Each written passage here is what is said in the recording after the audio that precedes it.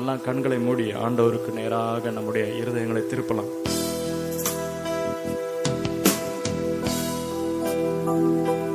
நீங்க போதும் ஏசப்பா, உங்க சமூகம் எனக்கப்பா. நீங்க போதும் ஏசப்பா, உங்க சமூகம் எனக்கப்பா. புதுபலன் தருகின்றே, புது என்னை பொழிகின்றே. புதுபலன் தருகின்றே, புது என்னை பொழிகின்றே. கனி தரும் மரங்களா செழித்தோங்க செய்கின்றே. நான் கனி தரும் மரங்களா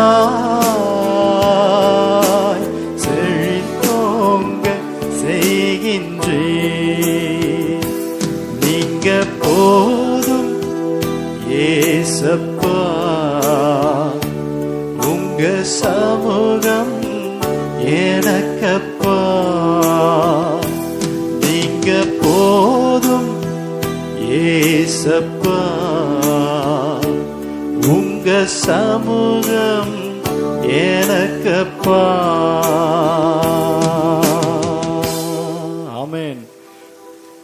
எங்களை அதிகமாய் நேசிக்கிற அன்பின் பரலோக பிதாவே, உம்முடைய குமாரனாகிய இயேசு கிறிஸ்து மூலமாக உம்மிடத்தில் வந்திருக்கிறோம். உம்முடைய பரிசுத்த ஆவியானவரை கொண்டு நீர் எங்களை நடத்துகிற தேவருக்காய் நன்றி செலுத்துகிறோம். இந்த நேரத்தை உம்முடைய கரத்தில் ஒப்பு வைக்கிறோம். எங்களை தரை மட்டும் தாழ்த்துகிறோம். நீர் மாத்திரம் மகிமைப்படுவீராக, நீர் மாத்திரம் உயர்த்தப்படுவீராக. உம்மை நாங்கள் உயர்த்துறோம் ஆண்டவரே, உம்மை நாங்கள் தியானிக்க வந்திருக்கிறோம். எங்களை தரை மட்டும் தாழ்த்துகிறோம். மீதமுள்ள நேரத்தினுடைய கரத்தில் வைக்கிறோம். உடைய வார்த்தைகள் எங்களோடு பேசட்டும். இயேசு கிறிஸ்து மூலம் ஜெபிக்கிறோம் நல்ல பிதாவே, ஆமேன். பக்கத்தில் இருக்கிறவங்க பார்த்து கேளுங்க, எப்படி இருக்கிறீங்க? நல்லா இருக்கீங்களா? நல்லா இருக்கீங்களா? நல்லா இல்லைன்னா பரவாயில்ல, நல்லா இருக்கிறோன்னு சொல்லுங்க. ஏன்னா நாங்கள் அதை தான் ஆசைப்படுறோம். நல்லா இருக்கிறீங்களான்னா தயவு செஞ்சு நல்லா இல்லைன்னா கூட மனசுல இருந்தாவது, நல்லா இல்லைன்னா கூட வெளிப்புறமாவது என்ன பண்ணுங்க, நல்லா இருக்கிறோம் சந்தோஷமா இருக்கிறோம்னு சொல்லுங்க. ஆமேன். ஏன்னா உங்களுடைய சிரிப்பெல்லாம் பார்க்கறதுக்கு அவ்வளோ சந்தோஷமா இருக்கு. ஆமேன். ஆண்டவர் நம்மை ஆசீர்வதிக்க தான் வந்திருக்கிறார். நாம வசனத்துக்கு நேராக நம்ம திருப்பிக்கலாம். மத்தேயு 5வது அதிகாரம் 5வது வசனம். மத்தேயு 5வது அதிகாரம் 5வது வசனம். நாம என்ன பண்ணிட்டு இருக்கோம்? கடந்த ஒரு 3 வாரங்களாக, இது 4வது வாரம், இயேசு கிறிஸ்துவின் மலை பிரசங்கத்தை குறித்து நாம் தியானித்து கொண்டு வருகிறோம். இது ரொம்ப ரொம்ப அவசியமான ஒன்று. ஏன் ரொம்ப அவசியம் அப்படின்னா, கேட்கிறவங்களையும் குத்தம், பேசுறவங்களையும் குத்தம். இது இருபுறமும் கருக்குள்ள பட்டயம். கேட்கிறவங்களுக்கும் இது பொருந்தும், பேசுறவங்களுக்கும் பொருந்தும். அதனாலதான் இதை நிறைய பேர் பேசுறதே கிடையாது. ஏன் அப்படின்னா, பேசுறவங்க கிட்ட என்ன இல்லை, ஆவியில் எளிமை இல்லை. பேசுறவங்க கிட்ட என்ன இல்லை, துயரம் இல்லை, பாவத்தை குறித்த துயரம் இல்லை. பேசுறவங்க கிட்ட என்ன இல்லை, சாந்த குணம் இல்லை பாருங்க. அதனாலதான் இதை நிறைய பேர் பேசுறதே கிடையாது. ஆனா நாம இயேசு கிறிஸ்துவின் பிள்ளைகளா இருக்கிறோம் அப்படின்னா நம்ம என்ன பண்ணோம்? இயேசு கிறிஸ்துவின் டீச்சிங்ஸை நம்ம ஃபாலோ பண்ண வேண்டியது ரொம்ப அவசியமா இருக்கிறது. ஃபாலோ பண்ண முடியலனாலும் பரவாயில்ல, நாம அவர்கிட்ட நம்ம ஒப்பு கொடுத்துட்டோம்னா அவர் அதற்கான நமக்கு பலனை தருவார். ஆமேன். அப்ப நாம என்ன பண்ணலாம்? இந்த வசனத்தை எல்லாம் எடுத்துக்கோங்க பார்ப்போம். 5வது அதிகாரம் 5வது வசனம், மத்தேயு 5:5. புதிய ஏற்பாட்டில் பக்கம் 7 டாப்ல முதல் வசனம் அதுதான். சாந்த குணமுள்ளவர்கள் பாக்கியவான்கள். யாரு? சாந்த குணமுள்ளவர்கள் பாக்கியவான்கள். அவங்க என்ன பண்றாங்க? பூமியை சுதந்தரித்து கொள்ளுவார்கள். நீங்க எல்லாம் ஒரு டைம் சேர்ந்து படிங்க பார்ப்போம்.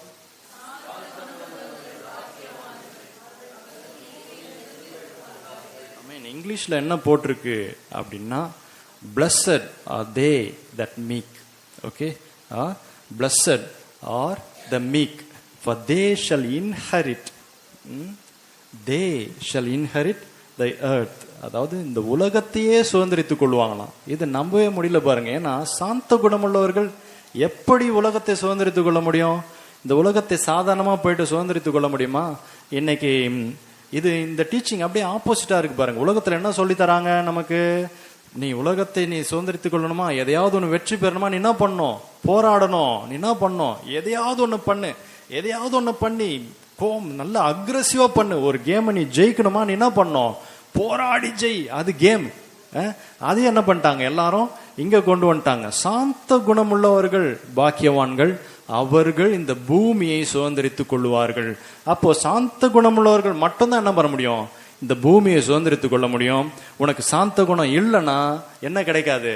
இந்த உலகத்தை நீ சுதந்திரித்துக் கொள்ள முடியாது. இதுதான் அங்க இருக்கிற ஒரு இம்பார்ட்டன்டான டீச்சிங். அப்ப நமக்கு என்ன தேவை அப்படின்னா, சாந்த குணம்னா என்னன்னு நம்ம முதல்ல புரிஞ்சுக்கணும். அடுத்தது சாந்த குணமுள்ளவர்களின் சுதந்திரம்னா என்ன அப்படின்றத நம்ம என்ன பண்ணோம் இன்னைக்கு தெரிஞ்சுட்டு போயிட்டு நம்மளுடைய வாழ்க்கையில இதை நம்ம என்ன பண்ணோம் ஒவ்வொரு நாளும் நம்ம பிராக்டிஸ் பண்ணோம். நம்ம இதுக்கு முன்னாடி நம்ம பார்த்தோம் முதல் பிரசங்கம் இந்த சீரீஸ்ல, ஆவியில் எளிமையுள்ளவர்கள் பாக்கியவான்கள், அவர்கள் பரலோகராஜ்யம் யாருது? அவர்களுடையது. அப்போ ஆவியில் எளிமை இல்லை அப்படின்னா உனக்குள்ளே பரலோகராஜ்யம் என்ற ஒன்று வரவே வராது. அப்ப ஆவியில் எளிமைனா என்ன அப்படின்றத நம்ம என்ன பண்ணோம் ஏற்கனவே தியானித்தோம். ஒருவேளை அதை நீங்க பார்க்கணும் அப்படின்னா திரும்ப அந்த வீடியோ யூடியூப்ல நான் என்ன பண்ணிருக்கேன், வீடியோவா போட்டிருக்கேன். அதை நீங்க திரும்ப எடுத்து கேட்டு பாருங்க. அதற்கு அடுத்தபடியாக நம்ம என்ன பார்த்தோம்? துயரப்படுகிறவர்கள் பாக்கியவான்கள், அவர்கள் ஆறுதல் அடைவார்கள். அப்ப துயரம்னா என்ன அப்படின்னு பார்த்தோம். தன்னுடைய பாவத்தை குறித்த துயரம் உனக்கு இருக்கா? உனக்கு ஆறுதல் உண்டு. நீ மற்றவங்களை பார்த்து துயரப்படுறதால அதனால ஒரு பிரயோஜனமும் கிடையாது. ஏன்னா நீ ஏதோ சிம்பத்தி காட்டினா நீங்க நல்லவங்களா ஆயிடுவீங்க அப்படின்னா உலக பிரகாரமா நீ நல்லவங்களாயிடலாம். ஆனா உன்னை குறித்த ஒரு துயரம் உனக்கு இருக்கா அப்படின்னா அதுதான் ஆண்டவர் நமக்கு என்ன பண்றாரு, டீச் பண்றாரு. இதை மத்தேயுல ஆரம்பத்திலேயே வச்சுட்டாரு ஆண்டவர். அதாவது இந்த அவருடைய பிரசங்கத்துல ஆரம்பமே முதல் பிரசங்கம் நான் என்னன்னு சொன்ன, மனம் திரும்புங்கள் பரலோக ராஜ்யம் சமீபித்திருக்கிறது. அதுக்கு அடுத்தபடியா எழுதி இருக்கிறதெல்லாம் இதுதான். ஆண்டவர் இன்னும் பல பிரசங்கங்களை பண்ணாரு. பல பிரசங்களை என்ன செய்திருப்பார் என்பதற்கு இதுதான் ஒரு அஷூரன்ஸ். இதை தான் ஆண்டவர் எல்லா இடங்களும் பிரசங்கித்திருப்பார் அப்படின்னு விசுவாசிக்கிறேன். ஏன்னா அவர் போகிற இடத்துல எல்லாம் பலருக்கு அற்புதங்கள் நடந்தது, பலருக்கு அதிசயங்களை செஞ்சாரு, பலர் வியாதியஸ்தர்களை சுஸ்தமாக்கினார், பிசாசு பிடித்தவங்களை பிசாசை துரத்தி அவர்களுக்கு சுகத்தை கொடுத்தார். அந்த இடத்துல ஆண்டவர் எதை பிரசங்கித்திருப்பார் அப்படின்னு நான் விசுவாசிக்கிறேன். அப்படின்னா இந்த டீச்சிங்ஸ்ல இருந்து தான் எதையாவது எடுத்து ஆண்டவர் என்ன பண்ணிருப்பார், அந்த இடத்துல பிரசங்கித்திருப்பார்.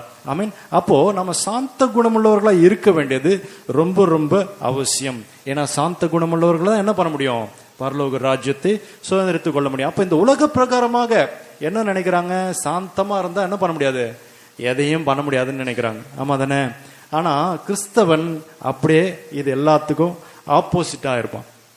ஆண்டவருடைய டீச்சிங்ஸ் எல்லாம் எப்படி இருக்கும், உலக பிரகாரமா இருக்கவே இருக்காது. இந்த இடத்துல சொல்லப்பட்ட அவருடைய போதனைகள் எல்லாமே ஆவிக்குரிய பிரகாரமான போதனைகளாக தான் நம்ம என்ன பண்ணோம், அதை எடுத்துக்கொள்ள வேண்டும். இந்த சாந்த குணம் என்பது ஆவிக்குரிய சாந்த குணம். ஆவிக்குரிய சாந்த குணம் மாத்திரமல்ல, இந்த வசனத்திலிருந்து நம்ம என்ன பண்றோம், அடுத்த ஒரு பரிணாமத்துக்கு நம்ம என்ன பண்ண போறோம், மூவ் பண்ணி போறோம். சாந்த குணம் என்பது நமக்கு தெரியும், மற்றவங்களுக்கு தெரியுதா? இதான் முதல் கேள்வி. சாந்த குணத்தை யார் சாந்த குணமுள்ளவர்னு சொல்ல முடியும்? நான் என்னுடைய சாந்த குணத்தை நான் சாந்தமா தான் இருக்கிறேன், நான் ரொம்ப நல்லவன், நான் அப்படி நான் இப்படி நான் என்ன சொல்லிக்கலாம். ஆனா மத்தவங்க என்ன பார்த்து என்ன சொல்றாங்க, சாந்த குணம் உள்ளவன் சொல்றாமா? இது ஒரு பெரிய கேள்விக்குறியா இருக்கு பாருங்க. ஏன் அப்படின்னா கிறிஸ்தவன் சற்று வித்தியாசமானவன் தான். ஏன்னா வேதம் சொல்லுது, ஒருவன் கிறிஸ்துவுக்குள் இருந்தால் புது சிருஷ்டியாயிருக்கிறான், பழையவைகள் எல்லாம் ஒழிஞ்சு போது எல்லாமே புதிதாயிடுச்சு. அப்ப உனக்குள்ளே கிறிஸ்து இருக்கிறார், நீ கிறிஸ்துவுக்குள்ள இருக்கிற அப்படின்னா என்ன நடக்குது, நாம் என்ன பண்றோம், பழைய மாதிரியே நம்ம இருக்க போறது கிடையாது, ஏதோ ஒரு மாற்றம் நமக்குள்ள வருது. எந்த மாற்றமும் நமக்குள்ள வரல அப்படின்னா நாம கிறிஸ்துவுக்கு உள்ளேயே இல்லைன்னு அர்த்தம். நம்புறீங்களா? புரியுதா நான் என்ன சொல்ல வரேன்ட்டு? அப்போ ஒருவன் கிறிஸ்துவுக்குள் இருந்தால் புது சிருஷ்டியா இருக்கணும். அப்போ இங்க நான் வரேன் சாந்த குணம் உள்ளவன் அப்படின்னா இந்த சாந்த குணம் நம்ம என்ன பண்ணோம், எல்லாருக்குள்ளேயும் வரணும் பாருங்க. அப்ப இந்த சாந்த குணத்தை நம்ம புரிஞ்சு கொள்ள வேண்டியது அவசியம். அப்போ உலகம் என்ன சொல்லுது, சாந்த குணம் உள்ளவங்களால ஒன்றும் பண்ண முடியாது, அவங்களால எதையுமே பண்ண முடியாது, எதையும் போராடி மேற்கொள்ள முடியாது, அவங்க என்ன பண்றது, அவங்க ரொம்ப வீக்குப்பா, அவங்கெல்லாம் அதுக்கெல்லாம் சரிப்பட்டு வர மாட்டாங்கன்னு சொல்றாங்க. ஆனா இந்த இடத்துல ஆண்டவர் நமக்கு என்ன சொல்றாரு, அவர்கள் தான் பூமியை சுதந்திரித்துக் கொள்வார்கள். ஆமென். ஏன்னா இது ஆவிக்குரிய சத்தியம். இந்த ஆவிக்குரிய சத்தியங்கள் எல்லாம் உலகத்தில் இருக்கிறவர்களுக்கு புரியாது. உலகத்தில் இருக்கிறவர்களுக்கு புரியலன்றதால் நாமளும் என்ன பண்றது இல்ல, அதை உலக பிரகாரமாவே எடுத்துக்கிட்டு அதை நாமளும் புரிஞ்சுக்க முயற்சி பண்றது கிடையாது. வேதம் சொல்லுது 1 கொரிந்தியர் 2 அதிகாரத்தில் நம்ம பார்க்கிறோம், ஆவிக்குரியவன் எல்லாவற்றையும் ஆராய்ந்து நிதானிக்கிறான், ஆனாலும் அவன் மற்றொருவனாலும் ஆராய்ந்து நிதானிக்கப்படான். ஒரு மனுஷன் ஆவிக்குரியவனா இருக்கிறான் அப்படின்னா அவனை யாராலையும் புரிஞ்சுக்கவே முடியாது. நீ கிறிஸ்தவனா இருக்கிற அப்படின்னா நீ உன்னோட விஷயங்கள் எல்லாம் வேற மாதிரி இருக்கும், உன்னுடைய நடவடிக்கை எல்லாம் வேற மாதிரி இருக்கும், உன்னுடைய கிரியைகள் எல்லாம் வேற மாதிரி இருக்கும். இயேசு கிறிஸ்துவின் டீச்சிங்ஸை ஃபாலோ பண்றீங்களா, நீங்க வேற மாதிரி இருப்பீங்க. உலகத்தானோடு நீங்க அவன் எப்படிலாம் பண்ணானோ அப்படிலாம் பண்ண முடியாது.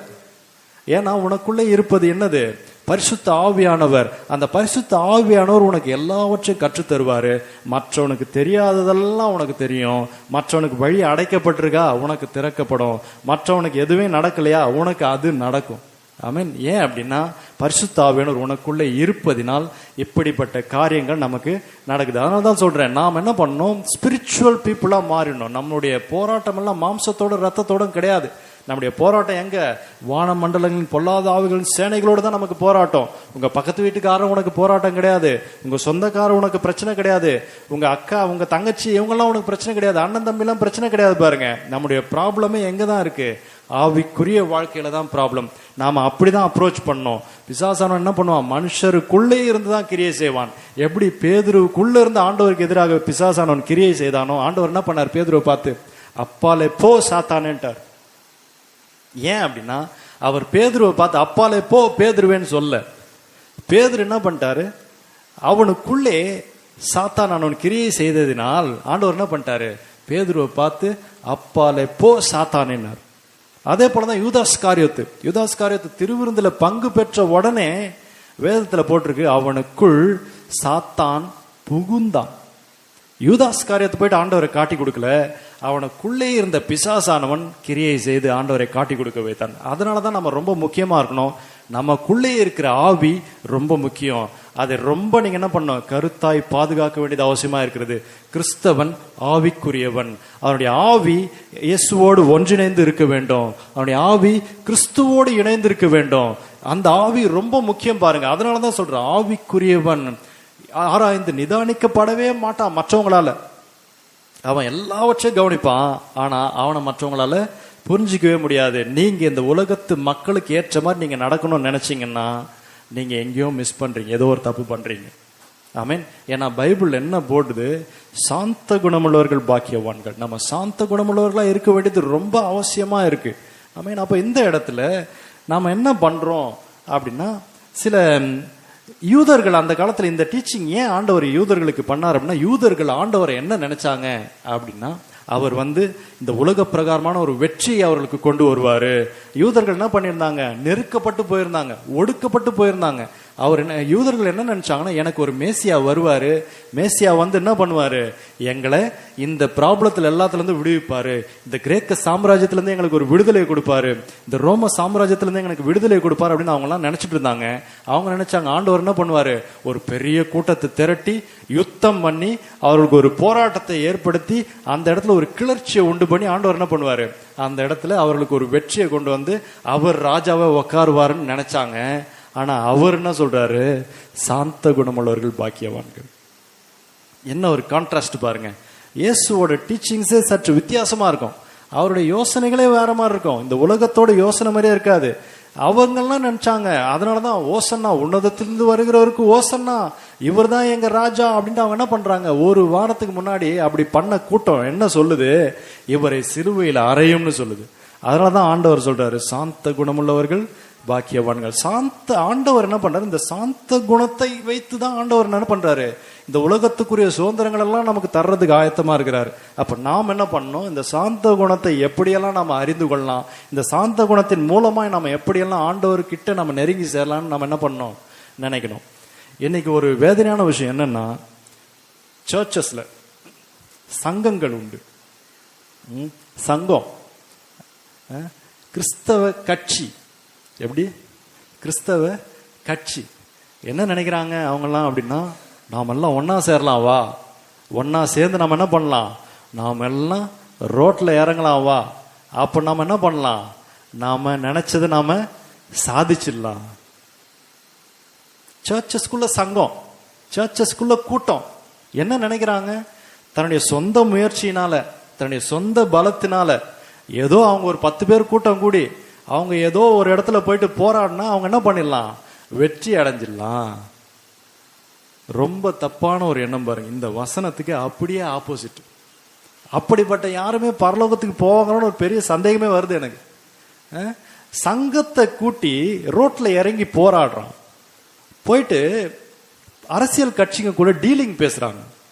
எப்படி? எனக்கு இவ்வளவு கூட்டம் இருக்கு, எனக்கு பின்னாடி இவ்வளவு பெரிய ஜனம் இருக்கு, நான் என்ன பண்றேன், எனக்கு நீங்க இப்படிப்பட்ட ஒரு இம்பார்ட்டன்ஸ் கொடுக்கணும். டீலிங் பேசுறாங்க. ஆனா அதெல்லாமே இந்த வசனத்துக்கு அப்படியே ஆப்போசிட்டா இருக்கு. அவங்க என்ன நினைக்கிறாங்க? தன்னுடைய சுய பலத்தினால, தன்னுடைய சுய ஞானத்தினால, அவங்களுக்கு இருக்கிற அறிவுனால, அவங்களுக்கு இருக்கிற நெட்வொர்க்னால, அவங்களை வைத்து அதற்கு ஒரு தலைவர், அதுக்கு ஒரு துணைத் தலைவர், அதுக்கு ஒரு உப தலைவர், தலைவர் இல்லைன்னா துணைத் தலைவர் போவார், செயலாளர், அவங்களுக்கு ஒரு ஃபண்டு, அது இது இல்லாம சர்ச்சஸ் எல்லாம் போய் கூட்டி சேர்க்கறது. இந்த சபையெல்லாம் என் கூட வா, வரலையா உனக்கு பிரச்சனை தான். ஆண்டவர் எல்லாவற்றுக்கும் மேலானவர், அவர் எல்லாவற்றும் மேன்மையானவர். நம்ம இப்படிலாம் கும்பல் சேர்ந்துட்டு எப்படி பண்ண முடியும்? ரோட்ல இறங்கி போராடுறாங்க. இப்ப இதை யாராவது கேட்டாங்கன்னா கூட என்ன திட்டுவாங்க, உனக்கு என்ன அப்படின்ட்டு. அப்படிலாம் கிடையாது. ஆண்டவர் நமக்கு சொல்லி கொடுப்பது என்னது? சாந்த குணமுள்ளவர்கள் பாக்கியவான்கள். நாம எல்லாவற்றையும் எப்படிதான் மேற்கொள்ளணும்? நான் முன்னாடியே சொன்னேன், நம்முடைய போராட்டம் மாம்சத்தோட ரத்தத்தோட கிடையாது, ஆவிக்குரிய மண்டலத்துல தான் நமக்கு போராட்டம். அதனால யாராவது உங்களை பார்த்து இந்த சங்கத்துல சேர்ந்துக்கோ, இது ஒரு கிறிஸ்தவ சங்கம் தான், இது ஒரு கிறிஸ்தவ கட்சி தான், இதை வைத்து நம்ம அடுத்த லெவலுக்கு போயிடலாம்னா, ஆண்டவர் இந்த உலக பிரகாரமான ராஜ்யத்தை ஸ்தாபிக்க இந்த உலகத்துக்கு வரவே இல்லை. ஆமென். அவர் எதற்காக வந்தாரு? பரலோக ராஜ்யத்தை இந்த உலகத்திலே ஸ்தாபிக்கிறதுக்காக தான் வந்தாரு. பரலோக ராஜ்யம் புசிப்பினாலும் குடிப்பினாலும் கிடையாது, அது நீதியும் சமாதானமும் நிறைந்த ராஜ்யம். ஆமீன். அந்த இடத்துல ஜஸ்டிஸ் இருக்கும், அந்த இடத்துல பீஸ் இருக்கும். இதுதான் பரலோக ராஜ்யம். அப்போ இப்படிப்பட்ட ஒரு தவறான எண்ணம் சபைகளுக்குள்ள இருப்பதினால்தான் சபைகள் என்ன நடக்குது அப்படின்னா, வேத வசனத்தை விட்டு விலகி போயிடுறாங்க. ஆனா ஆண்டவர் நமக்கு என்ன சொல்லி தராரு அப்படின்னா, நாம சாந்த குணமுள்ளவர்களா இருக்கணும். சாந்த குணமுள்ளவர்களா இருக்கணும்னா என்ன பிரதர், இவ்வளவு நேரம் நீங்க சாந்த குணம்னு சொல்றீங்களா கண்டி, அது என்னன்னு சொல்ல மாட்டீங்களே, இவ்வளவு நேரம் ஆனாலும் எனக்கு அது புரிய மாட்டேங்குது, ஏதோ ஒண்ணு சொல்றீங்க அப்படின்னா, நமக்கு வேதத்துல பலர் ஆண்டவர் நமக்கு என்ன பண்ணிருக்கிறாரு, உதாரணத்தை கொடுத்திருக்காரு. இது இல்லாம இந்த ஒரு காரியத்தை சொன்ன பாருங்க, இந்த சங்கம் இதெல்லாம் வேதத்துல நியாயாதிபதிகள் 7ஆம் அதிகாரத்துல கிதியோன் என்ற ஒரு மனுஷனை பத்தி போட்டிருக்கு. வீட்டுல போய் படிச்சு பாருங்க. அந்த மனுஷன் மீதியானியரால இஸ்ரவேல் ஜனங்கள் நெருக்கப்படுறாங்க, ஒடுக்கப்படுறாங்க. அவங்களுக்கு என்ன பண்றதுனே தெரியல. ஒரு மனுஷன் அவனுடைய கோதுமையெல்லாம் போரடிக்கிறதுக்கு எங்க போறான்? திராட்சரச ஆலை கிட்ட போயிட்டு போராடிச்சுட்டு இருக்கான். அந்த அளவுக்கு அவர்களை நெருக்கி கொண்டிருக்கிறாங்க. அப்ப ஆண்டவர் அந்த மனுஷன் கிட்ட சொல்றாரு, உன் மூலமாய் நான் இஸ்ரவேல் ஜனத்தை ரட்சிப்பேன், நீ ஒரு கூட்டத்தை உனக்காக ரெடி பண்ணு, நீ போய் சண்டை பண்ணுன்னு சொல்றாரு. அப்ப அந்த மனுஷன் என்ன தெரியுமா பண்றாரு? 32,000 பேரை கூட்டுறாரு. எவ்வளவு பேரு? 32,000 பேரை கூட்டி அவர் என்ன பண்றாரு? சண்டைக்கு தயாரா போறாரு. அப்ப ஆண்டவர் கிதியோனை பார்த்து ஒரு வார்த்தை சொல்றாரு, யாராருக்கெல்லாம் பயம் இருக்குதோ அவங்கள திரும்ப போயிட சொல்லு. எப்படி? யாராருக்கெல்லாம் பயம் இருக்குதோ அவங்கள திரும்ப போயிட சொல்லு அப்படின்றாரு. அப்போ கிதியோன் அதை சொல்றாரு, யாராருக்கெல்லாம் பயம் இருக்கோ நீங்க திரும்ப போயிடுங்க. கிதியோன் நினைச்சிருப்பாரு, எப்படியோ ஒரு 100-200 பேர் தான் திரும்ப போவாங்கன்ட்டு. அங்க என்ன நடந்ததுன்னா 22,000 பேர் திரும்ப போயிட்டாங்க. எப்படி? 32,000 பேரு அவர் கூட்டி சேர்க்கிறாரு. அதுல எப்பா பயமா இருக்கிறவங்க திரும்ப வீட்டுக்கு போயிடுங்கப்பான்னு உடனே எவ்வளவு பேர் போயிடுறாங்க? திரும்ப 22,000 பேர் திரும்ப போயிடுறாங்க. அப்ப மீதி எத்தனை பேர் இருப்பாங்க? 10,000 பேர் இருக்காங்க. அப்ப ஆண்டவர் சொல்றாரு, இஸ்ரவேல் ஜனங்களை பத்தி ஆண்டவருக்கு நல்லாவே தெரியும், நம்மள மாதிரி தான் போல அவங்களும். அப்ப ஆண்டவர் சொல்றாரு, என் கை என்னை ரட்சித்தது என்று இஸ்ரவேல் வீம்பு பேசுவதற்கு நான் என்ன பண்ண மாட்டேன்? இடம் கொடுக்க மாட்டேன். அதாவது என்னுடைய சுயபலத்தினால, என்னுடைய ஞானத்தினால, என்னால என்னென்னலாம் பண்ண முடியுமோ அதெல்லாவற்றையும் நான் பண்ணி நான் என்ன பண்ணுவேன்? ஜெயிப்பேன்ட்டு இஸ்ரவேல் ஜனங்கள் சொல்லக்கூடாதுன்ட்டு ஆண்டவர் என்ன பண்றாரு? இன்னொரு ஒரு கண்டிஷன் ஒன்று கொடுக்குறாரு. யாரெல்லாம் நாய் போல தண்ணிய குடிக்கிறானோ அவனை சூஸ் பண்ணுன்றாரு. 32,000 பேரை கிதியோன் என்ன பண்றாரு, கூட்டி சேர்த்துட்டு போறாரு. எதிர்க்க ஒரு மிகப்பெரிய சாம்ராஜ்யம் அவர்களுக்கு எதிராக நிக்குது. தோல்வி கண்டிப்பா உறுதின்னு தெரிஞ்சு போச்சு. அந்த இடத்துல நடக்கிற சம்பவம் தான் அது. ஆண்டவர் கிதியோனுக்கு ஒரு பாடத்தை டீச் பண்றாரு. கிதியோன் கிட்டத்தட்ட 40 வருஷம் இஸ்ரவேலை சமாதானமா நியாயம் தீர்த்தான். அதுக்கு முன்பதாக நடந்த சம்பவம் அது. 32,000 பேர்ல இருந்து 22,000 பேர் திரும்ப போயிட்டு 10,000 பேர் இருக்கிறாங்க. அப்ப கிதியோன் நினைச்சிருப்பாரு, ஆண்டவரே 10,000 பேர் வச்சு நான் என்ன பண்ண போறேன்னு தெரியலையான்ட்டு. ஆண்டவர் அந்த இடத்துல திரும்ப சொல்றாரு, யாரெல்லாம் நாய் மாதிரி தண்ணி குடிக்கிறானோ அவனை நீ என்ன பண்ணு, எடுத்துக்கோ. யூதர்களுக்கெல்லாம் நாய்ன்றது பிடிக்கவே பிடிக்காது. நமக்கெல்லாம் நாய் ரொம்ப பிடிக்கும்ல, நல்ல பியூட்டிஃபுல்லான டாக்ஸ் எல்லாம் வளர்க்குறோம். Jews they don't like dogs. Dogs அவங்களுக்கு பிடிக்கவே பிடிக்காது. அதனால தான் ஆண்டவர் என்ன பண்றாரு, நாய் மாதிரி தண்ணி குடிக்கிறோன்னு சூஸ் பண்ணு அப்படின்னா. அந்த 10,000 பேர்ல எவ்வளவு பேர் தெரியுமா இருந்தாங்க? 300 பேர் அது மாதிரி இருந்தாங்க. They are the most weakest people. அந்த 300 பேரை வைத்து ஆண்டவர் என்ன பண்ணாரு, அங்கே ஒரு ஜெயத்தை கட்டளையிட்டார். அந்த இடத்துல மீதியானியரை அவர்கள் ஜெயித்தார்கள். ஏன் அப்படின்னா ஆண்டவர் அவர்கள் கூட இருக்கிறார் என்பதை அந்த இடத்துல ஆண்டவர் காட்டினார். அவங்க சண்டை போட்டுலாம் ஜெயிக்கல பாருங்க, வெறும் பானையை உடைச்சு ஜெயிச்சாங்க. பானையை உடைச்சா ஜெயம் வந்துருமா? நடந்தது. அப்போ ஆண்டவர் நமக்கு சொல்லி கொடுக்கறதெல்லாம் ஏதோ கூட்டத்தை கூட்டி நீ போயிட்டு இதை மாதிரி பண்ணுன்னு கிடையாது. ஆண்டவரை மாத்திரம் பெற்றுக்கணும், ஆண்டவரை மாத்திரம் பின்தொடர்ந்து போனோம், அவர் சொன்ன டீச்சிங்ஸை மட்டும் எடுத்துக்கணும். பரிசுத்த ஆவியானவர் நமக்குள்ள இருக்கிறாரான்னு பார்க்கணும், பரிசுத்த ஆவியானவர் நமக்குள்ள கிரியை செய்கிறாரான்னு பார்க்கணும். இந்த பரிசுத்த ஆவியானவரை வைத்து நாம் என்ன பண்ணணும், இந்த உலகத்தை ஜெயிக்கணும். ஏன்னா அவர் நமக்கு உலகத்திலே ஜெயத்தை தருகிறவராக இருக்கிறார். ஆமென். அப்போ சாந்த குணம்னா என்ன? வேதத்துல ஆண்டவர் நமக்கு என்ன பண்ணிருக்காரு, சில எக்ஸாம்பிள்ஸை கொடுத்துருக்கிறாரு பாருங்க. அதுல முதல்ல ரொம்ப ரொம்ப ரொம்ப greatest gentleman in the Bible அப்படின்னு நம்ம சொல்ல போனா ஆபிரகாம். ஆபிரகாம் என்ற ஒரு மனுஷன் இருக்கிறாரு. கவனிங்க, சாந்த குணம்னா என்னன்னு நம்ம இவர்களோட வாழ்க்கையில இருந்து நம்ம புரிந்து கொள்ள முடியும். இதெல்லாம் ஆதியாகமத்துல வரும். 12 அதிகாரம் 15, 12, 13, 14, 15 படிச்சு பாத்தீங்கன்னா ஆபிரகாம் அந்த இடத்துல ஆபிரகாமோட வரலாறு நம்ம ஒரு விஷயம் புரிஞ்சுக்கணும். ஆபிரகாமோட அப்பா பேரு தேராகு. ஆபிரகாம் அவரோட கூட பிறந்தவங்க 2 பேர். பெண்களை பத்தி போடல. ஆபிரகாம், நாகோர், ஆரான், இப்படி 3 பேர், 3 மகன்களை பத்தி வேதத்துல போட்டிருக்கு. அவங்க அப்பா பேரு தேராகு. அப்போ 3வது மகனோட பையன் தான் லோத்து. தேராகோட 3வது பையனோட மகன் தான் லோத்து. அப்போ ஆபிரகாமுக்கு பிள்ளை கிடையாது. நாகோரை பத்தி அவங்க பிள்ளைகளை பத்தி எதுவும் போடல. தேராகு ஆரான் வராரு. ஆரானோட பிள்ளை தான் லோத்து. அப்ப லோத்துக்கும் ஆபிரகாமுக்கும் என்ன ரிலேஷன்? ஆபிரகாம் லோத்துக்கு பெரியப்பா. புரியுதுங்களா? பெரியப்பா. அப்ப லோத்து யாரு? கண்டிப்பா ஆபிரகாமோட ரொம்ப சின்னவன். அதாவது யாரு? தம்பி பையன், 2வது தம்பியோட பையன். இவர்கள் 2 பேருக்கும் ஒரு சம்பவம் ஒண்ணு நடக்குது பாருங்க.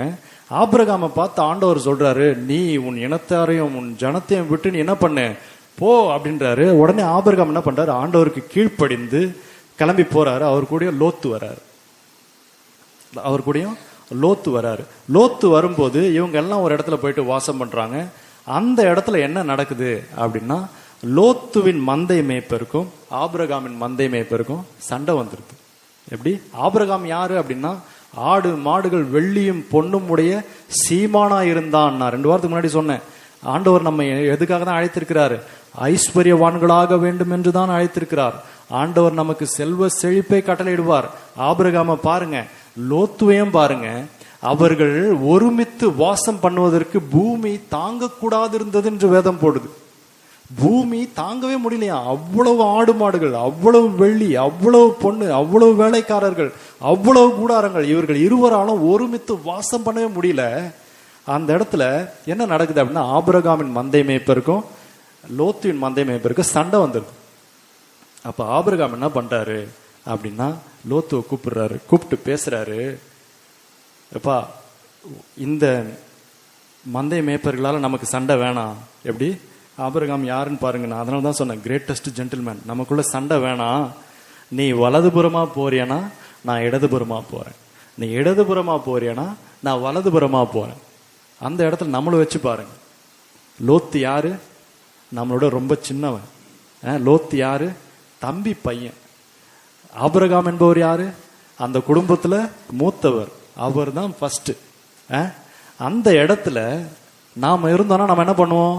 லோத்து விரட்டி விட்டு, டேய் நீ இங்க இருக்க, அதை கிளம்பு, நீ தூரமா போ, நான் தான் ஃபர்ஸ்ட், நான் தான் என்ன பண்ணுவேன், இருப்பேன் அப்படின்ட்டு நாம பண்ணிருப்போம். ஆனா ஆபிரகாம் என்ன பண்றாரு பாருங்க, லோத்துக்கு சாய்ஸ் கொடுக்கிறாரு.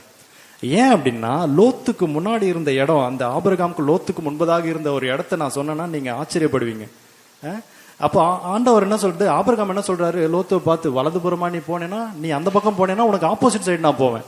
இந்த இடத்துல 2 சைடு இருக்கு. ஒன்னு செழிப்பான சைடு, இன்னொன்னு வனாந்திரமான சைடு. அப்போ லோத்து செழிப்பான பக்கம் போனா, ஆபிரகாம் எந்த பக்கம் தான் போனோம், வனாந்திரமான பக்கம் தான் போனோம். அப்போ நாம அந்த இடத்துல இருந்தா முதல்ல நம்ம தான் டிசைட் பண்ணிருப்போம், நான் அந்த பக்கம் போறேன், நீ இந்த பக்கம் போ அப்படின்ட்டு. ஆனா ஆபிரகாம் என்ன பண்றாரு, அந்த சின்ன பையன்கிட்ட சாய்ஸை கொடுக்குறாரு. உடனே லோத்து என்ன பண்ணிருப்பாரு, நம்மள மாதிரிதான் செழிப்பான இடத்தை தேர்ந்தெடுத்தார். எப்படி, ரொம்ப அது பாக்குறதுக்கு பச்சை பசேல் இருந்துதான், யோர்தான் நதிக்கரை, யோர்தான் நதி அந்த பக்கம் தான் பாயுதான். லோத்து என்ன பண்ணாரு, அந்த பக்கத்தை சூஸ் பண்ணிக்கினாரு. இன்னும் பைபிள்ல போட்டிருக்கு, அது தேவனுடைய தோட்டத்தை போல இருந்துதான். எப்படி, அந்த இடத்துல குறையே கிடையாது, எல்லாமே நிறையதான், தொடர்றதெல்லாம் உனக்கு ஆசீர்வாதம் தான். நீ விதைச்சேன்னா உனக்கு கண்டிப்பா அறுவடை 10 மடங்கு 100 மடங்கு 1000 மடங்கு நீ எடுக்கலாம். அப்படிப்பட்ட ஒரு பிரதேசத்தை லோத் என்ன பண்ணாரு, தேர்ந்தெடுத்துக்கினாரு. ஆபிரகாம் அவர்கிட்ட போய் சண்டை போடவே இல்லை. ஆபிரகாம் என்ன பண்ணாரு, சொன்ன வாக்கை காப்பாற்றி லோத்து அந்த பக்கம் போனா, ஆபிரகாம் என்ன பண்ணாரு, ஆப்போசிட் சைட்ல போனாரு. உடனே ஆண்டவர் ஆபிரகாமை பார்த்தாரு, உன் சந்ததியை பூமியின் தூளை ஒருத்தனால எண்ண முடியுமா, எண்ணவே முடியாது, அத மாதிரி உன்னோட சந்ததியை நான் என்ன பண்ணுவேன், மாற்றுவேன், பெருக பண்ணுவேன்னு சொன்னாரு. ஆண்டவர் அதை நிறைவேற்றினார். ஆமென். அப்ப இந்த இடத்துல ஆபிரகாமுக்கு இருந்த குணம் என்ன அப்படின்னா, சாந்த குணம். எப்படி, ஆபிரகாமின் சாந்த குணத்தை நம்ம இங்க பாக்குறோம். ஆபிரகாம் என்ன பண்ணாரு, எல்லாத்தையும் விட்டு கொடுத்தாருன்னு கிடையாது, அவர் என்ன பண்ணாரு, மற்றவர்களிடத்துல தனக்குள்ளே தேவனுடைய ஆவி இருக்கிறது என்பதை காண்பித்தார். ஆமென். இதே போல இன்னொரு மனுஷன், இன்னொரு எக்ஸாம்பிள் நம்ம சொல்ல போனோம் அப்படின்னா, மோசே. வேதத்துல போட்டிருக்கு, பூமி எங்கிலும் உள்ள மனுஷர் எல்லாரையும் பார்க்கலாம் மோசே மிகுந்த சாந்த குணமுள்ளவனா இருந்தான் அப்படின்னு தான் போட்டிருக்கு. என்னாகும் 12ஆம் அதிகாரம் படிச்சு பாத்தீங்கன்னா தெரியும், மோசே எப்படி இருந்தாரா, பூமியில இருக்கிற எல்லார காட்டிலும் மிகுந்த சாந்த குணமுள்ளவனா இருந்தான். அந்த இடத்துல ஒரு சண்டை வந்துருது. யாருக்கு, மீரியாம், ஆரோன், மோசே. மீரியாமுக்கு ஆரோனுக்கும் மோசே பிடிக்காம போயிடுச்சு ஒரு விஷயத்துல. அந்த இடத்துலயும் மோசே என்ன பண்ணாரு, அமைதியா இருந்து அவர் ஆண்டவர்கிட்ட போராடி ஜெயித்து கொண்டார்.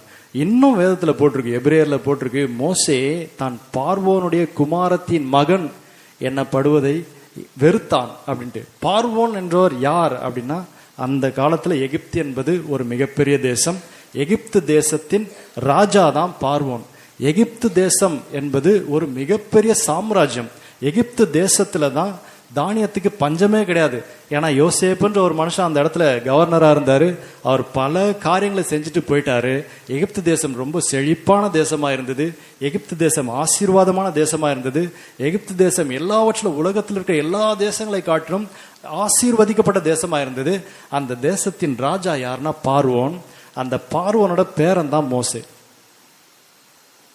நாம நினைக்கிறோம் மோசே என்ன பண்ணாரு, வனாந்திரத்துல சுத்தி திரிஞ்சாரு, அவரு ஏதோ தொத்து வாயி, அவருக்கு ஒன்றும் கிடையாது அப்படின்ட்டு யாராவது நினைச்சீங்கன்னா உங்க மைண்டை மாத்திக்கோங்க. மோசே சகல விதமான சாஸ்திரங்களும் கற்று தேர்ந்தவன், படிப்பாளி, அறிவாளி, ரொம்ப ஞானம் நிறைந்த மனுஷன், ஒரு ராஜாவோட பேரன், பார்வோனுடைய குமாரத்தி, பார்வோனுக்கு ரொம்ப பிடிக்கும், பார்வோனுடைய நேச குமாரத்தியோட மகன். அப்ப பார்வோன்லாம் யார் அப்படின்னா, அந்த காலத்துல அவங்க கடவுளுக்கு இணையாய் மதிக்கப்பட்டார்கள். ஒரு கடவுளோட பேரன் மோசே என்ன தெரியுமா பண்ணாரு, அதெல்லாம் எனக்கு தேவையில்ல அப்படின்னு நினைச்சு மோசே எங்க போனாரு அப்படின்னா, தேவனுடைய பிள்ளைகளோடு, தேவனுடைய ஆண்டவருடைய பிள்ளைகளோடு, இஸ்ரவேலரோடு அவன் என்ன பண்ணான் அப்படின்னா, ஜனங்களோட துன்பத்தை அனுபவிப்பதையே தெரிந்து கொண்டான் என்று வேதம் சொல்லுது. மோசே என்ன பண்ணாரா, ராஜ அரண்மனையின் வாழ்க்கையை வெறுத்து துன்பத்தை அனுபவிப்பதையே தெரிந்து கொண்டு கிறிஸ்துவின் நிமித்தம் வரும் நிந்தையை அதிக பாக்கியம் என்று எண்ணினான். பாருங்க, மோசேவை கொஞ்சம் நினைச்சு பாருங்க. இதுதான் சாந்த குணம்.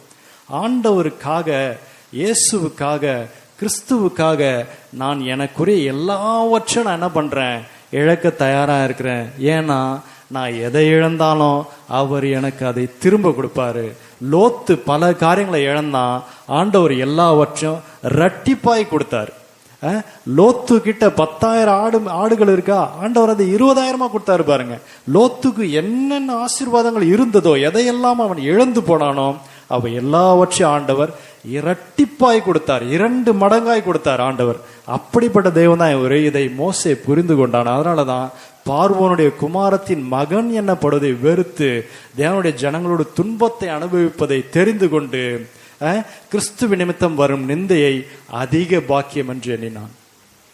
இன்னைக்கு நாம் என்ன நினைக்கிறோம்?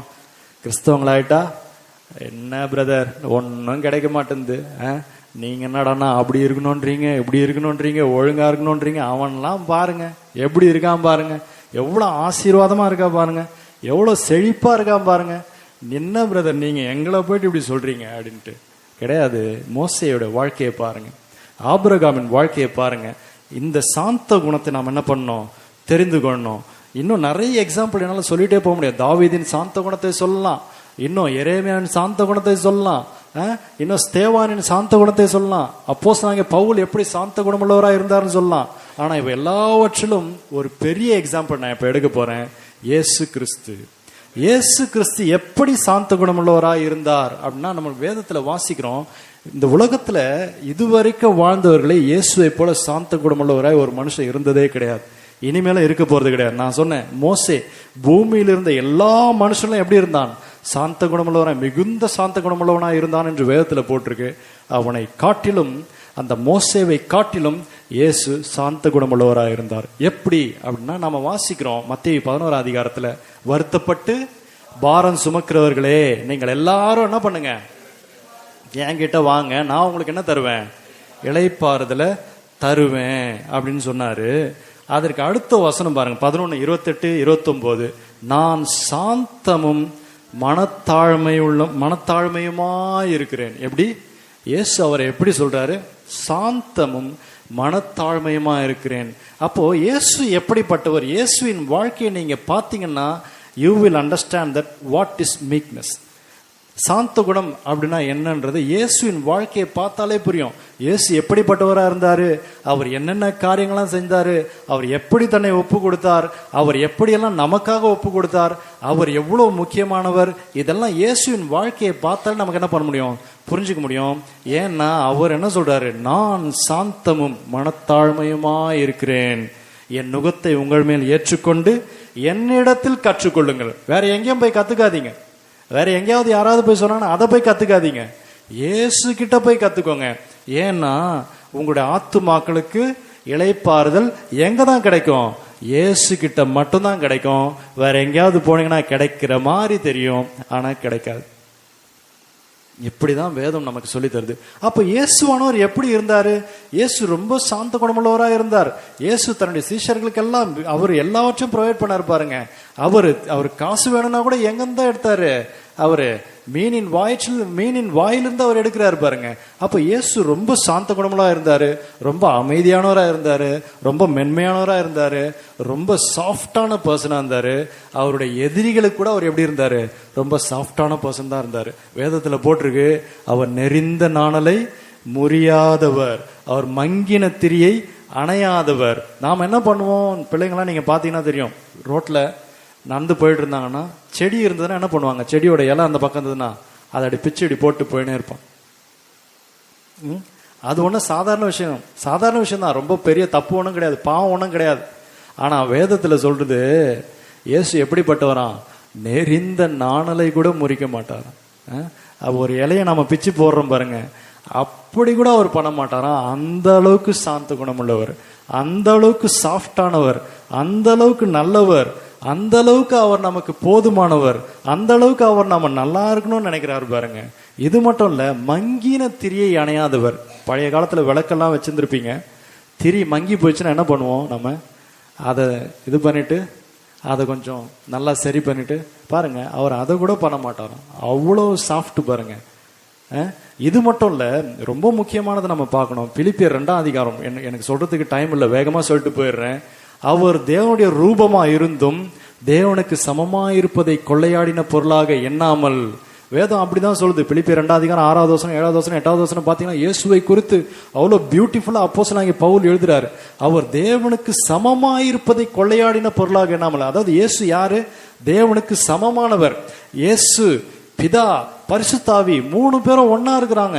இந்த 3 பேரும் இணைந்துதான் ஆதியாகமம் 1:1 இவர்கள் யார் என்பதை நமக்கு காண்பித்து கொடுக்கிறது வேதம்.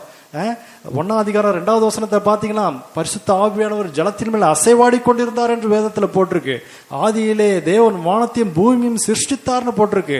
பிதாவானவர், அவருடைய வானம் அவருடைய சிங்காசனம், பூமி அவருடைய பாதப்படி. அவர் அவ்வளவு பெரியவராய் இருந்தாலும் அவர் இயேசுவை கொண்டு என்ன பண்ணாரு? இந்த உலகங்களையும் சிருஷ்டித்தார் என்றுதான் வேதம் சொல்லுது. எபிரேயர் 1 படிச்சீங்கன்னா தெரியும், இவரை கொண்டு உலகங்களை உண்டாக்கினார் என்று போட்டிருக்கு. அப்ப அவ்வளவு பெரியவர் தேவனுக்கு சமமா இருந்தாலும் அவர் என்ன பண்ணல? அத ஒரு பெருசா எடுத்துக்கல. அவர் என்ன தெரியுமா பண்ணாரு?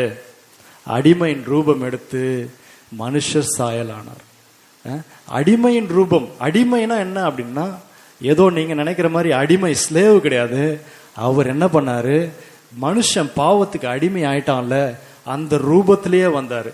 யாரெல்லாம் மாம்ச சரீரத்தில் இருக்கிறாங்களோ அவர்கள் எல்லாம் பாவத்துக்கு அடிமை, அவர்கள் எல்லாம் பிசாசின் கிரியைக்கு அடிமையா இருக்கிறோம். போன வாரம் நம்ம பார்த்தோம். அப்போஸ்தலனாகிய பவுல் எவ்வளவு ஒரு பெரிய பரிசுத்தவான். அவர் சொல்றாரு, நிர்பந்தமான மனுஷன் நான், இந்த மரண சரீரத்தினின்று யார் என்னை விடுதலையாக்க கூடும் சொல்றாரு. அப்படி இயேசு என்ன பண்ணாரு? இந்த பாவமாகிய சரீரத்துல அவர் ஒரு பாவமும் அறியாதவர், ஒரு குற்றமும் செய்யாதவர், அவர் பரிசுத்தவான், அவர் நீதிமான். அவர் என்ன பண்ணாரு? இந்த பாவ சரீரத்துல அடிமையின் ரூபம் எடுத்து மனுஷர் சாயலானார். எதுக்காக தெரியுமா? அவர் மனுஷர் சாயல் ஆனாதான் வேதத்துல ஆண்டவர் நமக்கு சொன்னாரு, நீ இதை புசிக்கும் நாளில் சாகவே சாவாயின்ட்டு ஆதாமுக்கு ஏவாளுக்கு ஆண்டவர் சொன்னாரு. ஏன் அப்படின்னா, அவங்க அதை தப்பு பண்ணிட்டாங்க, அவங்க அந்த பழத்தை புசிச்சுட்டாங்க, அவர்களுக்கு மரணம் என்பது நிச்சயம். அந்த மரணத்திலிருந்து அவர் நம்மை விடுவிப்பதற்காக, இயேசு என்கிற ரத்தத்தின் மூலமா நமக்கு மீட்பு கிடைக்க வேண்டும் என்பதற்காக, இயேசு என்ற ஒரு நாமத்தின் மூலமா நமக்கு ஒரு மீட்பு கிடைக்க வேண்டும் என்பதற்காக அவர் என்ன பண்ணாரு? அடிமையின் ரூபம் எடுத்து மனுஷர் சாயலானார். இதுதான் சாந்த குணம். இன்னும் நீங்க அதை இன்னும் படிச்சு பாத்தீங்கன்னா தெரியும். அவர் என்ன பண்ணாரு அப்படின்னா, அவர் தம்மை தாமே வெறுமையாக்கிட்டார். அவர் ஒரு God, he is God, Jesus is God. இதுல கூட இன்னும் நிறைய பேருக்கு சந்தேகம் இருக்கு. இயேசு தெய்வமா, அவரோட பெரிய தெய்வம்லாம் ஏதாவது இருக்கான்னு இன்னும் தேடிட்டு இருக்காங்க. நான் சொல்றேன், இயேசுவை தவிர தெய்வம் உலகத்துல கிடையவே கிடையாது. மற்ற எல்லாமே மனிதர்களால் உண்டாக்கப்பட்டவைகள். ஒரு சிலராது இதை ஏற்றுக்கவே முடியாது. நமக்கே அதுல சந்தேகம் இருக்கும். என்ன பிரதர், அவங்கெல்லாம் அப்படி கும்பலாம் போறாங்க, ஏதோ ஒன்று பண்றாங்க, அவங்க நினைச்சது நடக்குதே, எனக்கு நடக்கலையே. நினைச்சது நடக்கலன்றதுக்காக நீங்க தெய்வத்தை மாற்ற முடியாது. இயேசு என்ற ஒருவர் மட்டும்தான் தெய்வம், வேற யாருமே தெய்வம் கிடையாது. அவருக்கு இணையா இந்த உலகத்துல ஒருவரும் கிடையாது, இனிமேலும் வரப்போறது கிடையாது. அந்த இயேசுவை மட்டும் எல்லாம் பிடிச்சுக்கோங்க, பரலோக ராஜ்யம் உங்களுடையது. ஆமென். அப்போ இந்த இயேசு என்ன பண்ணார் அப்படின்னா, அவர் மனுஷரூபமாய் காணப்பட்டு மரண பரிந்தம், அதாவது சிலுவையின் மரண பரிந்தம் தன்னை தாழ்த்தினார் என்று வேதத்துல போட்டிருக்கு. சிலுவையின் மரண பரிந்தம் அப்படின்னா என்ன அப்படின்னா, சிலுவை என்பது அவமானத்தின் அடையாளம். சிலுவையில என்ன பண்ணாங்க? நான் ஏற்கனவே சொன்னேன், இயேசு கிறிஸ்துக்கு சிலுவையில் அறையப்படும் போது வயசு என்ன? 33 வயசு. அந்த வயசுல என்ன பண்ணாங்க? அவருடைய ஆடைகளெல்லாம் எடுத்து என்ன பண்ணாங்கன்னா ஏலம் போட்டாங்க. என்ன பண்ணாங்க? அவரை சிலுவையில் அரைஞ்சாங்க. ஒரு வாலிபனை தொங்க விடுறாங்க. அது எவ்வளவு பெரிய அவமானம், அது எவ்வளவு பெரிய அசிங்கம். அப்படி ஒன்று நடந்தாதான் நாமெல்லாம் மீட்கப்படுவோம் அப்படின்றது தான் ரூல். ஆண்டவர் என்ன பண்ணாரு? நான் எப்படிப்பட்ட அவமானத்தை அடைந்தாலும் பரவாயில்ல, எப்படிப்பட்ட அசிங்கத்தை பட்டாலும் பரவாயில்ல, என்னை யார் என்ன அசிங்கமா பேசினாலும் பரவாயில்ல, என்னை எவ்வளவு கேவலமா பேசினாலும் பரவாயில்ல, நான் இவர்களுக்காக போய் ஜீவனை கொடுத்து இந்த பாவ சரீரத்தை, இந்த பாவ உலகத்தை நான் மீட்டு கொள்ள போகிறேன் என்று நமக்காக இறங்கி வந்தார் பாருங்க. அதுதான் சாந்த குணம். ஆமென். அப்போ இந்த சாந்த குணம் உள்ளவர்கள், நமக்கு டைம் பாருங்க, டைம் போனதே தெரியல, அதுக்குள்ள மணி 10 கிட்ட போயிடுச்சு. பூமியை எப்படி சுதந்திரிக்க போறாங்கன்னு இன்னும் நான் வரவே இல்லை. இன்னும் சாந்த குணம்னா என்னன்னு தான் இவ்வளவு நேரம் பேசிட்டு இருக்கேன். அப்போ மேலோட்டமா அதை மட்டும் பார்த்தலாம். அப்போ சாந்த குணம்னா என்ன? முதல்ல ஆவில் எளிமையுள்ளவர்களா இருக்கணும். 2வது, ஆவில் எளிமையா இருந்தாதான் உனக்குள்ளே துயரம், பாவத்தை குறித்து ஒரு துயரம் என்று ஒன்று வரும். இந்த ரெண்டும் சேர்ந்தாதான் நீ என்ன பண்ணுவ, உனக்குள்ளே இருக்கிற சாந்த குணத்தை மற்றவர்களுக்கு தெரியப்படுத்துவ. நீ சாந்த குணம் உள்ளவன் என்பதை யார் தான் சொல்ல முடியும்? நீ போய் சொல்ல முடியாது, உன்னை பார்க்கறவங்க தான் சொல்ல முடியும். ஆமென். இப்ப இயேசுவெல்லாம் நான் எப்படி சொன்னோம்? அவரை போயிட்டு நான் சாந்தம் அப்படின்னு சொன்னாரு. ஆனா நான் எப்படி சொல்றேன்? அவரை பார்த்ததை வச்சு சொல்றேன். மோசே பூமியில இருக்கிற எல்லாரை காட்டிலும் சாந்த குணமுள்ளவனா இருந்தான் என்று நம்ம வேதத்துல வாசிக்கிறோம். ஆனா நான் எப்படி சொல்றேன்? மோசே சாந்த குணத்துக்கு என்னென்னலாம் பண்ணாருன்னு சொல்றேன். ஆபிரகாம் கிரேட்டஸ்ட் ஜென்டில்மேன்னு நாம பேசுறோம். ஆனா ஆபிரகாம் எப்படி அதை வெளிப்படுத்தினார் என்பதை நாம என்ன பண்ணோம்? ஆபிரகாமுக்கு லோத்துக்கும் நடந்த ஒரு வாக்குவாதத்தில் நம்ம என்ன பண்ணோம்? அதை கவனிச்சோம். அப்போ சாந்த குணம்ன்றது சாதாரணமாக வந்துடாது. அது பரிசுத்த ஆவியினால் நிறைந்திருந்தால் மட்டும்தான் சாந்த குணம் என்பது வரும். நீங்க அதை போய் டெவலப் பண்ணிக்கலாம் நினைச்சீங்கன்னா டெவலப் பண்ண முடியாது. நீங்க அதை போயிட்டு நான் எங்கேயாவது போயிட்டு இப்படிலாம் படிச்சேன்னா நான் சாந்த குணம் உள்ளவனா மாறிடுவேன்னு நினைச்சீங்கன்னா கண்டிப்பாக முடியாது. உனக்குள்ளே இருக்கிற பரிசுத்த ஆவியானவர் தான் உனக்குள்ளே கிரியை செய்து அவர் உனக்குள்ளே சாந்த குணத்தை வரவழைக்க முடியும். சாதாரணமாய் வந்துடாது. ஆமென். அதனால தான் நான் திரும்ப திரும்ப சொல்றது, நல்லா ஜெபம் பண்ணுங்க. உங்களுக்குள்ளே மீட்கப்படும் நாளுக்கென்று முத்திரையாக பெற்ற பரிசுத்த ஆவியை நீங்க எப்பவுமே நினைச்சுக்கோங்க. அவரை கொண்டு நீங்கள் எல்லாவற்றையும் பண்ணலாம். இந்த உலகத்தையே ஜெயிக்கலாம் பரிசுத்த ஆவியானவரை வைத்துக்கொண்டு. ஏன்னா அவர் உனக்கு எல்லாவற்றையும் கற்றுத் தருவார். அவர் நீ எந்த வழியில போனன்னு உனக்கு வழியை காட்டுவாரு. நீ ஏதாவது தப்பு பண்றனா இது தப்பு, நீ இதை செய்யாதன்னு சொல்லுவாரு. நீ ஏதாவது ஒரு இடத்துல மிஸ்டேக் பண்றியா, இந்த இடத்துல மிஸ்டேக் பண்ற, இந்த இடத்துல நீ இப்படி போன்னு சொல்லுவாரு. பரிசுத்த ஆவியானவர் நமக்கு கற்று தருகிறவர். ஆமென். அப்போ சாந்த குணமுள்ளவர்கள் எப்படி பூமியை சுதந்திரித்துக் கொள்வார்கள்? பைபிள் அப்படிதான் போட்டிருக்கு. சாந்த குணமுள்ள என்ன பண்ணுவாங்களாம்? பூமியே அவங்களுக்கு சொந்தமா. டைமே முடிஞ்சு போச்சு, இருந்தாலும் அதை நான் சொல்ல வேண்டியது அவசியமா இருக்கு. ரொம்ப வேகமா நான் சொல்லி போயிடுறேன். சாந்த குணம்னா என்ன அப்படின்றது நாம எவ்வளவு நேரம் பார்த்துறோம். சாந்த குணம்னா அப்படியே சோம்பலா இருக்கிறது கிடையாது. சாந்த குணம்னா ஏதோ அப்படியே அமைதியா போயிட்டு எது சொன்னாலும் கம்முன்னு கேட்டுன்னு போயிருந்தெல்லாம் கிடையாது. தாவீது சாந்த குணமுள்ளவனா இருந்தான். ஆனா அவன் என்ன பண்ணான்? கோலியாத்தின் தலையை வெட்டி எடுத்தான். அதே போல ஆபிரகாம் சாந்த குணமுள்ள மனுஷன். ஆனா அவர் என்ன பண்றாரு? லோத்துக்கு ஒரு பிரச்சனைன்னு வந்த உடனே இவர் தன்னுடைய ஜனங்கள்லாம் கூட்டிட்டு போயிட்டு அந்த ராஜாவே தோற்கடிச்சு ஜெயிச்சுட்டு வராரு. சாந்த குணம்ன்றது ஏதோ ஒண்ணுமே இல்லாத குணம் கிடையாது. சாந்த குணம்ன்றது ஏதோ ஒரு சோம்பலான குணம் கிடையாது. சாந்த குணம்ன்றது ஏதோ ஒடுங்கி போன குணம் கிடையாது. சாந்த குணம்ன்றது ஏதோ ஒண்ணு எல்லாரும் போட்டு அவனை போட்டு அடிக்கலாம் அப்படிலாம் கிடையாது. சாந்த குணம் என்பது தேவனுக்குரிய சாந்த குணம். இயேசு என்ன பண்ணாரு? சாந்த குணம் உள்ளவர் தான். ஆனா தேவாலயத்துல பிரச்சனை வந்த உடனே சாட்டி எடுக்கிறாரு. எடுத்து தேவாலயத்தையே கிளீன் பண்றாரு. என்னுடைய சபையை, என்னுடைய வீட்டை நீங்க என்ன பண்ணீங்க? கல்லறு குகையாக்கினீர்களே. இது எல்லா ஜனங்களுக்கும் ஜெப வீடு என்ன படம்னு சொல்றாரு. அப்ப சாந்த குணம்ன்றது ஏதோ அமைதியா போயிடுறது கிடையாது. இதை நல்லா தெளிவா புரிஞ்சுக்கணும். ஏன்னா சாந்த குணமுள்ளவர்கள் பூமியை சுதந்திரித்துக் கொள்வார்கள் அப்படின்னா அவங்க எப்படி சுதந்திரித்துக் கொள்றாங்க அப்படின்னா இந்த வசனத்தை வேணா எடுத்துக்கோங்க. இன்னும் இயேசுவை குறித்து நான் நிறைய சொல்லலாம், ஆனா டைம் இல்லை. எப்படி அவர்கள் பூமியை சுதந்திரித்துக் கொள்ளுகிறார்கள்? சாந்த குணமுள்ளவர்கள் அவர்களுடைய எண்ணமே எப்படி தெரியுமா இருக்கும்? எல்லாவற்றிலும் மனரம்யமா இருக்க கற்றுக்கொள்வாங்க. வாழ்ந்து அப்போஸ்தலனாகிய பவுல் சொல்றாரு, எனக்கு வாழ்ந்திருக்கவும் தெரியும், தாழ்ந்திருக்கவும் தெரியும், எனக்கு பட்டினியா இருக்கவும் தெரியும், எனக்கு குறைவுபடவும் தெரியும், என்னால நிறைவாகவும் இருக்க முடியும், எல்லாவற்றிலும் என்னால செய்ய முடியும். ஏன்னா அவர் சொல்றாரு, நான் கிறிஸ்துவனுடையவன், கிறிஸ்து எனக்குள்ள இருப்பதால என்னை பலப்படுத்துகிற கிறிஸ்துவினாலே எல்லாவற்றையும் எனக்கு செய்ய பலன் உண்டு. என்னால அமைதியாகவும் இருக்க முடியும், என்னால நல்லா ஜெபிக்கவும் முடியும், என்னால வாழ்ந்திருக்கவும் முடியும், என்னால தாழ்ந்திருக்கவும் முடியும், என்னால பட்டினியாவும் இருக்க முடியும், என்னால பசியாவும் இருக்க முடியும், என்னால ஆசீர்வாதமா இருக்க முடியும், என்னால நிறைவாகவும் இருக்க முடியும். இப்படி இருக்கிறவன் தான் கிறிஸ்துவுக்குள்ளவன். ஆமென். கிறிஸ்துவுக்குரியவன் இப்படிதான் இருப்பான். அதனாலதான் ஆண்டவர் இப்படி இருக்கிறதுக்கு தான் நமக்கு பலனை கொடுக்கிறாரு பாருங்க. ஆபிரகாம் எவ்வளவோ செல்வ செழிப்பா இருந்தாலும் அவனுக்குள்ள என்ன இருந்தது? தாழ்மை என்கிற குணம் இருந்தது. அவருக்குள்ள என்ன இருந்தது? சாந்த குணம் இருந்தது. அவருக்குள்ள என்ன இருந்தது? அமைதி என்கிற குணம் இருந்தது. ஒரு சிலர் பணம் வந்துட்டா என்ன பண்ணுவாங்க? பணம் வந்துடுச்சுன்னா அவ்வளவுதான், அவங்கள கையிலேயே பிடிக்க முடியாது. இங்கே நிறைய பேர் பணக்காரன் ஆக போறீங்க, இதெல்லாம் மைண்ட்ல வச்சுக்கோங்க. ஒரு சிலருக்கு நல்ல படிப்பு வந்துச்சுன்னா யாரையும் மதிக்கிறதே கிடையாது. உனக்கு என்ன தெரியும், உனக்கு அறிவு இருக்கான்னு கேட்பாங்க. அப்படிலாம் கிடையாது. இங்க நிறைய பேர் நல்லா படிச்சு நல்ல லெவல்ல போக போறீங்க. இதை மைண்ட்ல வச்சுக்கோங்க. எந்த நிலைமையில இருந்தாலும் நம்ம என்ன பண்ணணும்? மனரம்யமா இருக்க கற்றுக்கொள்ளணும். உனக்கு வாழ்ந்திருக்கவும் தெரியணும், தாழ்ந்திருக்கவும் தெரியணும். உனக்கு எல்லாமே இருக்கும் போதும் நீ சந்தோஷமா இருக்கணும். ஒண்ணுமே இல்லைனாலும் என்ன பண்ணணும்? சந்தோஷமா இருக்கணும். சாந்த குணமுள்ளவன் இப்படிதான் பூமியை சுதந்திரிப்பான். என்ன பிரதர் ரொம்ப சிம்பிளா இருக்கு அப்படின்றீங்களா? வாங்க வேதத்துல என்னோட கூட சேர்ந்து திருப்பிக்கோங்க.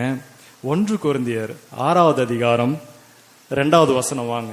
சாந்த குணமுள்ளவர்கள் என்ன பண்றாங்க? பூமியை அவர்கள் எப்படி சுதந்திரித்துக் கொள்ளுகிறார்கள் அப்படின்னா, இயேசு கிறிஸ்துவின் மூலமாய் நம்ம என்ன பண்றோம்? இந்த பூமியை சுதந்திரித்துக் கொள்றோம். 1 கொரிந்தியர் 6வது அதிகாரம் 2வது வசனம் என்ன போட்டிருக்கு? பரிசுத்தவான்கள் உலகத்தை நியாயம் தீர்ப்பார்கள் என்று அறியீர்களா? யாரு பரிசுத்தவான்கள்னா? யாரு? நாம தான். ரோமர் அப்படிதான் எழுதுது, பரிசுத்தவான்கள் ஆகும்படி அழைக்கப்பட்டவர்கள் என்றுதான் பவுல் எழுதுறாரு. பரிசுத்தம் என்பது அது இன்னொரு நாள் என்னைக்காவது டைம் வந்து அதை நான் எக்ஸ்பிளைன் பண்றேன். அப்போ பரிசுத்தவான்கள் என்ன பண்றாங்களா? இந்த உலகத்தையும் என்ன பண்ண போறாங்களா? நியாயம் தீர்ப்பாங்களா? யாரு அந்த பரிசுத்தவான்கள்? நாம தான். பரிசுத்தவான்கள் இந்த பூமியை உலகத்தை நியாயம் தீர்ப்பார்கள் என்று அறியீர்களா? அப்படியே அடுத்த வசனம் வந்தீங்கன்னா, அவங்க யாரையும் நியாயம் தீர்க்கிறாங்க? தேவ தூதர்களையும் நியாயம் தீர்ப்போம் என்று அறியீர்களா? என்ன பிரதர் நியாயம் தீர்க்கிறோன்னா நம்ம யார்? அப்போ இந்த உலகத்தை விட மேன்மையானவர்கள். இந்த பூமி நமக்கு தான் சொந்தம். ஆண்டவர் நம்ம அப்படிதான் அழைத்திருக்கிறோம். நம்ம சாந்த குணமுள்ளவர்களா இருக்கிறோமா? நம்ம என்ன பண்ண போறோம்? இந்த உலகத்தையே நம்ம என்ன பண்ண போறோம்? நியாயம் தீர்க்க போறோம். இந்த உலகத்தை மாத்திரமல்ல, இந்த உலகத்துக்கு சொந்தக்காரங்களா இல்லாத தேவ தூதர்கள் நம்ம என்ன பண்ண போறோம்? நியாயம் தீர்க்க போறோம். அப்ப நாம தேவ தூதர்களையும் நியாயம் தீர்க்கணும்னா நாம எப்படிப்பட்டவர்களா இருக்கணும்? தேவ தூதர்களை காட்டிலும் ஒரு ஸ்டெப்பு மேல இருந்தாதான் அவனை நியாயம் தீர்க்க முடியும். கரெக்டா? எப்படி நம்ம தேவ தூதர்களை காட்டிலும் மேன்மையுள்ளவர்களாய் மாறுறோம் அப்படின்னா, நாம தேவனுடைய பிள்ளைகளானால், ரோமர் 8வது அதிகாரம் அப்படிதான் போட்டிருக்கோம், நீங்கள் தேவனுடைய பிள்ளைகளானால் சுதந்திரராய் இருக்கிறீர்கள். யாருக்கு சுதந்திரா இருக்கிறீங்க? கிறிஸ்துவுக்கு சுதந்திரா இருக்கிறீங்க. கிறிஸ்துவுக்கு சுதந்திரரா மட்டும் இல்ல, கிறிஸ்துவுக்கு உடன் சுதந்திரா இருக்கிறீர்கள். நாம உடன் சுதந்திரரா இருக்கிறதால நம்ம என்ன பண்றோம்? இந்த உலகத்தையே ஆண்டு கொள்றோம். இயேசு நம்ம கூட இருந்தார்னா இந்த உலகமே நமக்கு சொந்தம். இயேசு நமக்கு சொந்தக்காரர் ஆயிட்டார்னா இந்த உலகமே நமக்கு சொந்தம். உலகத்தை சுதந்திரிப்போனா உடனே போயிட்டு ஒரு 10 ஏக்கர் நிலம் வாங்குறது கிடையாது. இயேசு நமக்குள்ள இருந்தார்னா நாம என்ன பண்றோம்? பரலோக ராஜ்யத்துக்கு இயேசுவின் வருகையில, அவருடைய 2ஆம் வருகை ஒன்று வரப்போகுது. அப்ப நாம எல்லாம் என்ன பண்ண போறோம்? இயேசுவோடு நம்ம அவருடைய ரகசிய வருகையில இயேசுவோடு கூட நம்ம எல்லாம் ஒன்னா இணைந்து அவர் கூட, அவர் கர்த்தர் தாமே ஆரவாரத்தோட மகாதூது பிரதான எக்கால சத்தத்தோட அவர் நமக்கு தேடி வரப்போறாரு. அப்ப நாம எல்லாம் என்ன பண்ண போறோம்? அவனவன் தன் வரிசையில் உயிர்ப்பிக்கப்பட்டு அவரோட போறான். நாம அவரோட கூட உயிரோடு இருக்கிற நாம அவரோட கூட சேர்ந்து கொள்ள போறோம். எதுக்காக தெரியுமா இது நடக்குது?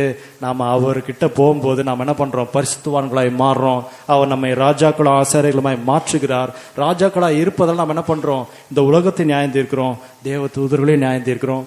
ஏன்னா தேவனுக்கு கீழான எல்லாவற்றையும் நியாயம் தீர்க்கிறோம்.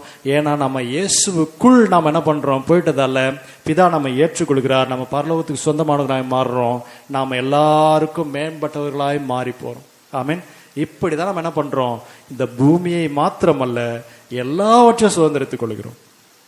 கிறிஸ்து எதற்கெல்லாம் சுதந்திரவாளி நம்ம நினைக்கிறோமோ அவ எல்லாவற்றையும் நாம என்ன பண்றோம்?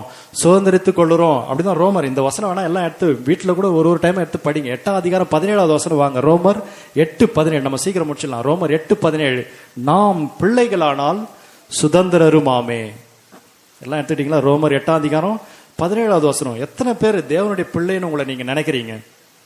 நான் தேவனுடைய பிள்ளை அப்படின்னு நீங்க நினைச்சீங்கன்னா நீங்க யாரு? சுதந்திரர். சுதந்திரர் அப்படின்னா the one who inherits, சொத்துக்கு சொந்தக்கார். சொத்துக்கு சொந்தக்கார்.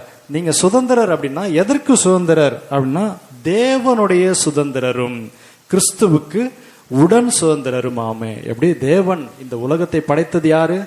தேவன். அவருக்கு இந்த உலகம் என்னது? சொந்தம். இந்த பூமியும் அது நிறைவும் யாருது? கர்த்தருடையது. இந்த உலகம் கர்த்தருக்கு சொந்தம் அப்படின்னா நீ தேவனுக்கு சுதந்திரராய் மாறுவதனால் இந்த உலகம் உனக்கும் சொந்தமாயிடுச்சு. உன்னுடைய வார்த்தையின் வல்லமையினால நீ சொல்றது நடக்கும். நீ ஏதாவது ஒன்று நடக்கணும்னு உன்னோட வார்த்தையில உன்னோட வாயின் வல்லமையினால் நீ அறிக்கையிடுறியா? இந்த உலகத்தில் நீ கட்டவிழ்க்கிறது எதுவோ அது பரலோகத்துல கட்டவிழ்க்கப்பட்டிருக்கும். நீ பூலோகத்துல கட்டுகிறது எதுவோ அது எல்லா இடத்திலும் கட்டப்பட்டிருக்கும். அவர் ஒருவரும் பூட்டக்கூடாதபடி திறக்கிறவர், அவர் ஒருவரும் திறக்கக்கூடாதபடி பூட்டுகிறவர். நாம் என்ன பண்ணோம்? அவரை பற்றிக்கணும். நீங்க எந்த ஆசீர்வாதங்கள்லாம் உங்களுக்கு வேணும்னு நீங்க நினைக்கிறீங்களோ எல்லா ஆசீர்வாதங்களையும் கிறிஸ்துவுக்குள் நம்மால் சுதந்திரித்துக் கொள்ள முடியும். ஆமென். எத்தனை பேர் இதை புரிஞ்சுக்கிட்டீங்க? சாந்த குணமுள்ளவர்கள் யாரா? பாக்கியவான்கள். அவங்க என்ன பண்றாங்க? பூமியையே சுதந்திரித்துக் கொள்கிறார்கள். அப்ப நாம இன்னைக்கு ஒரு முடிவு எடுக்கணும். சாந்த குணமுள்ளவர்களாய் எத்தனை பேர் இருக்கணும்னு நீங்க முடிவு பண்றீங்க? எல்லாம் ஒரு விசை கூட ஆண்டவருக்கு நேராக நம்ம அர்ப்பணிப்போம். ஆண்டவரே, நான் சாந்த குணமுள்ளவனா இருக்க ஆசைப்படுறேன். எப்படியாவது நான் என்ன பண்ணணும்? கிறிஸ்துவின் சிந்தை எனக்குள்ள வரணும். உம்முடைய சிந்தை எனக்குள்ள வரணும். அதுதான் என்னுடைய ஆசை. ஏன்னா சாந்த குணமுள்ளவர்கள் நீங்க என்ன சொல்லியிருக்கிறீரு? இந்த பூமியையே சுதந்திரித்துக் கொள்வார் என்று நீ சொல்லியிருக்கிறீரே. இந்த பூமி எனக்கு சொந்தமாகணும் அப்படின்னா முதல்ல எனக்கு இயேசு சொந்தமாகணும்.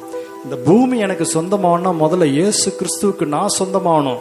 இயேசுக்கு நான் உடன் சுதந்திரராய் மாறணும். ஆமீன். எல்லாம் 2 கை உயர்த்தி, ஆண்டவரே, நான் என்னை முழுவதுமே இடத்துல ஒப்பு கொடுக்கிறேன், நீங்க மாத்திரம் எனக்கு போதும் அப்படின்னு எல்லாம் சொல்லுங்க பார்க்கலாம்.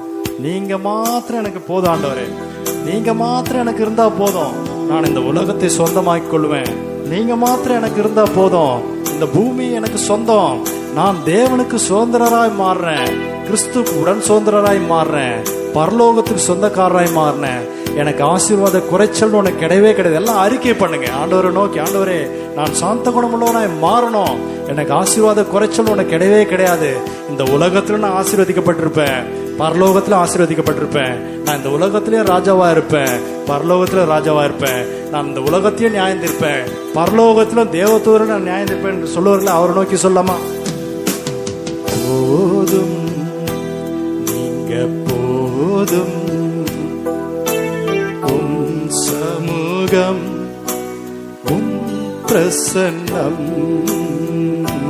சமூகம், உம் பிரசன்னம், எப்போதும் நீர்தானையா, என் நேரமும் நீர்தானையா, எப்போதும் நீர்தானையா, என் நேரமும் நீர்தானையா, ஏசையா என் நேசரே, ஏசையா என் நேசரே, எப்போதும் நீர்தானையா, என் நேரமும் நீர்தான. 2 கையை உயர்த்தி, போதும் போதும்,